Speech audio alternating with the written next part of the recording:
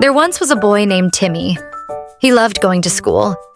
Every morning, he would wake up early, help his mom make breakfast, and walk to school with a big smile on his face. At school, Timmy learned so many things. He learned how to read, write, and do math. He made new friends and played at recess. He loved his teacher, Mrs. Smith, and always listened carefully during class. One day, Timmy's friend John said he didn't like school. He thought it was boring and a waste of time. Timmy was surprised. He couldn't believe someone wouldn't like school. So Timmy asked John why he felt that way.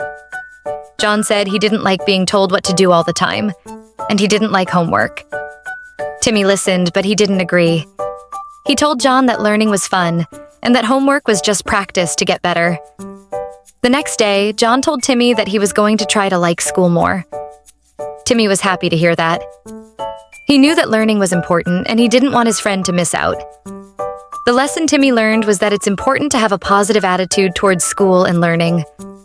When you enjoy learning, you can do amazing things in life. And when you help others realize how fun learning can be, you're helping them too.